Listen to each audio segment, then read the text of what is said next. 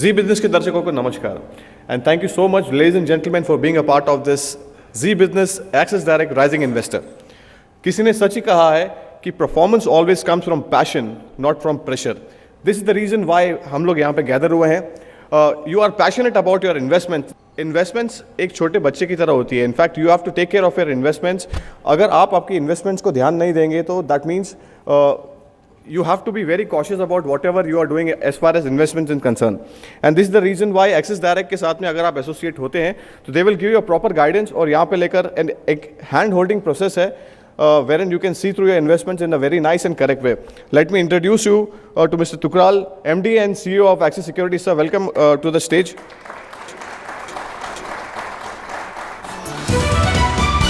इससे पहले कि हम इन्वेस्टमेंट के बारे में बात करें या किस तरह से इन्वेस्टमेंट की जानी चाहिए, किस तरह के मेथड से या क्या क्या हमारी सोच है, मैं थोड़ा सा एक्सिस डायरेक्ट के बारे में बताऊंगा।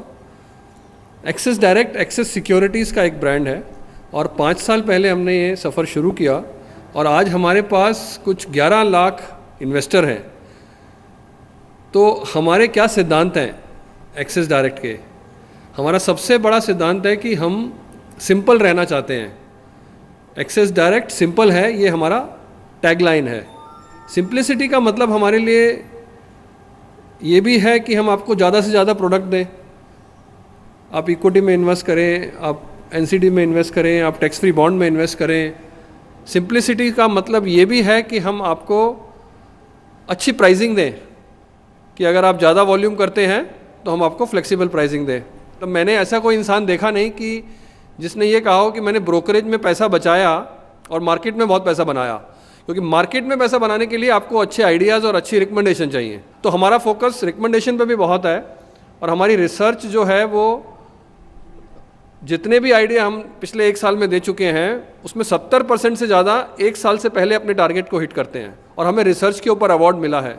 तो जो हमारी ग्रोथ है, जो हमारे नंबर ऑफ़ कस्टमर्स ऐड हो रहे हैं, उसके ऊपर भी हमें अवार्ड मिला है। तो हम पिछले 3 साल से fastest growing retail equity broking house है कंट्री में, सबसे तेज बढ़ने वाला इक्विटी ब्रोकिंग हाउस। हमें हर साल ये अवार्ड मिलता है पिछले 3 साल से।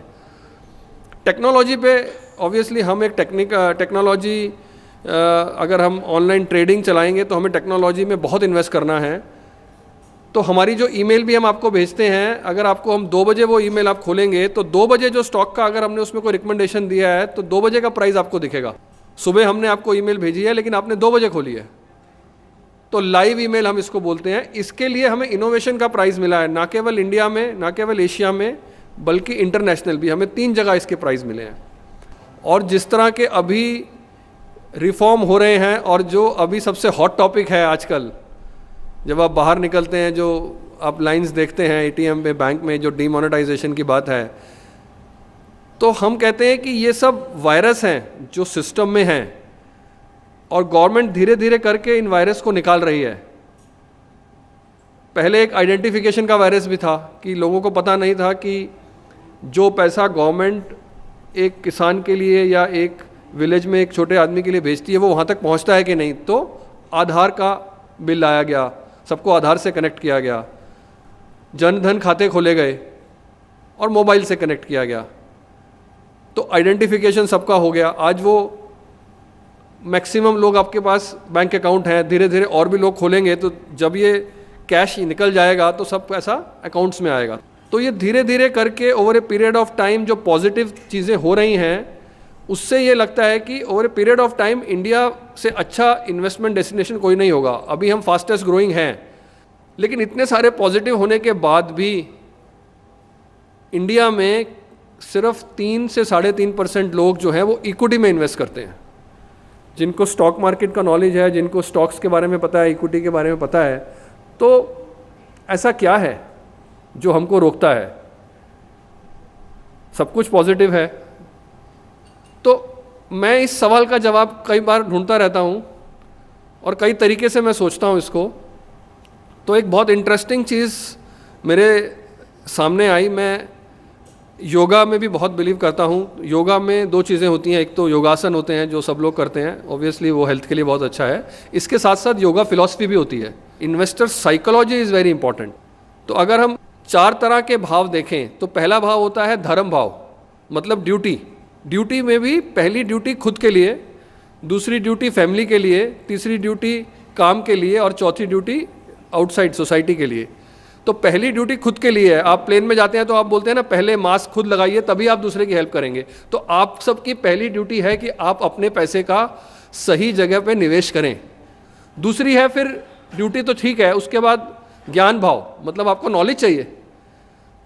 आपको नॉलेज नहीं है तो फिर आप कैसे करेंगे? तो आपको पढ़ना है कि क्या हो रहा है इंडिया में, किस तरह से कंपनीज काम करती हैं। तो जब तक आपको नॉलेज नहीं होगी आप आगे नहीं बढ़ेंगे, आपको लगेगा ये तो मार्केट में पता नहीं क्या होता है। तीसरा फिर वैराग्य भाव, जिसे बोलते हैं एक बार आपने इन्वेस्ट कर दिया, एक अच्छी कंपनी डिसाइड कर ली, तो फिर रोज रोज जाके मार्केट नहीं देखनी है। और फाइनली फिर आपका सेल्फ एस्टीम, ऐश्वर्य भाव आएगा। तो आपको जो ये लगेगा कि अगर मैंने ठीक से अपनी ड्यूटी की, ठीक से उसके बारे में नॉलेज किया और फाइनली मैंने एक बार इन्वेस्ट कर दिया और बहुत ज़्यादा अटैचमेंट नहीं है, तो वो पैसा बढ़ेगा। तो खुद की psychology in stock market is very very important, कि आपको जब खरीदना चाहिए तब आप बेच रहे होते हैं, जब आपको बेचना चाहिए तब आप खरीद रहे होते हैं। तो इस बारे में हम और भी डिस्कस करेंगे। अभी मैं यहाँ पे एक विराम लेता हूँ और पैनल में हम आगे इस तरह की और बातें भी करेंगे, मार्केट के बारे में भी काफ़ी बात करेंगे। Thank you. अरुण सर, आपने बहुत अच्छी तरीके से बताया कि मार्केट में कैसे इंपॉर्टेंट है कि पैसा कमाना, और इसी पे ऊपर ज़्यादा बात करने के लिए will call Sunil as well. Sunil, please welcome on the stage. He is head of research, Axis securities.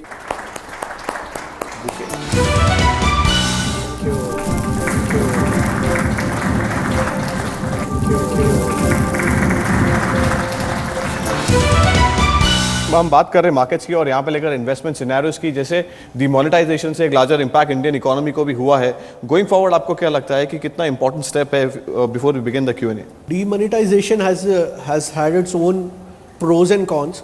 Short term में अगर हम देखें तो प्रॉब्लम्स आ रहे हैं लोगों को, बट जैसे बताया गया कि एक सिस्टम में बहुत सारे वायरसेस था और ये एक बहुत बड़ा वायरस था about gap between rich and poor.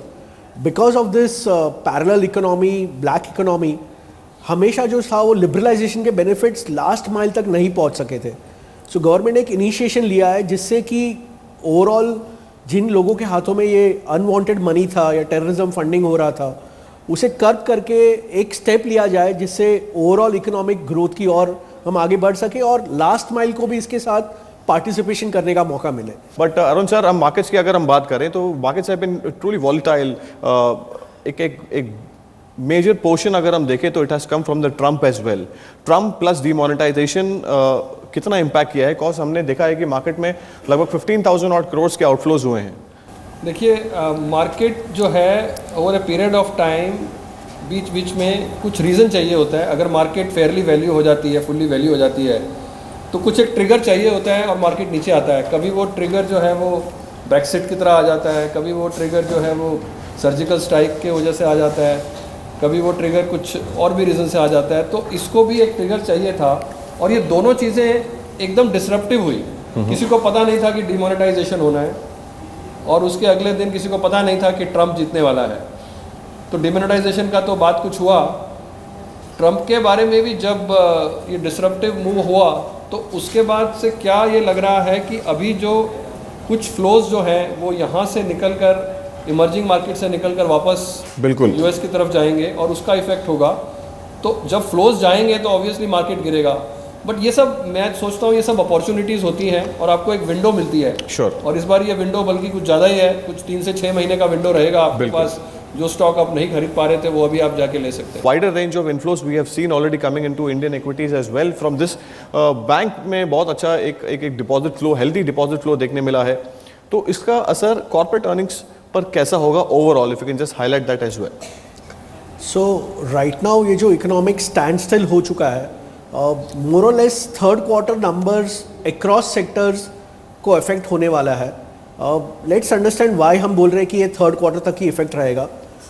Total जो करेंसी है विद इन द इकोनॉमी जो अभी डीबार हुई है इज़ रफली अबाउट 15 लाख करोड़। लेकिन जो कंजम्पशन और जो मूवमेंट में करेंसी थी वो 15 लाख में से अबाउट 40% थी, because more less 10-20% was not accounted. 10-20% शायद ऐसी करेंसी थी जो हमने कंटिजेंसी या इमरजेंसी के लिए घर के अंदर बचा के रखी थी। It was as it is economy में वो यूज़ नहीं हो रही थी, और बाकी की जो करेंसी थी वो शायद एसेट बिल्डिंग के लिए थी, मतलब हम घर खरीदना चाहते हैं या कोई कार्स खरीदना चाहते हैं, उसके लिए हम पैसे बचा के रखते थे। बट जो कंजम्पशन में थी वो अबाउट 40% थी। मेरे Sure. ख्याल से वो जो है वो नेक्स्ट 60 डेज में इकोनॉमी के अंदर आ जाएगी, because currency printing rate is about 10,000 crore per day, तो 6 lakh crore will come in 60 days. उसमें से बहुत सारा टाइम हो चुका है, तो by December and liquidity crisis will end and then consumption stocks will start doing well. Banks taking a relaxation from this as well. एक राहत की सांस ली है उन्होंने। SBI की अगर हम बात करें तो they have lowered the deposit rates, और यहाँ पे लेकर that can lead to further lending rate cut as well. आपको क्या लगता है कि कितना important होगा investors perspective में to vouch for this sector as well going forward? Suddenly banks में एकदम इतना पैसा आ गया है, और बैंक्स का जो बहुत चिंता रहता है कि हम अपना कासा कैसे बढ़ाएं जी, तो ऑलमोस्ट हर बैंक को इसका फ़ायदा हुआ है। स्टेट बैंक को ऑब्वियसली बहुत ज़्यादा हुआ है। तो इसका इफ़ेक्ट बॉन्ड मार्केट पे पड़ा है। जो बॉन्ड मार्केट यील्ड्स हैं वो नीचे आ गई हैं, बिकॉज सब लोग बॉन्ड्स में बैंक्स में इन्वेस्ट कर रहे हैं। तो बैंक्स को तो अगर उनका पोर्टफोलियो रिवैल्यूएशन होगा उसमें भी फ़ायदा होगा, और इन्फ्लेशन कम हो गई है, काफ़ी कंट्रोल में है, मॉनसून अच्छा था, तो ऑब्वियसली ये सारे जो सिग्नल हैं अब इस तरफ लेके जा रहे हैं कि एक अच्छा रेट कट आएगा, ऐसा हम सब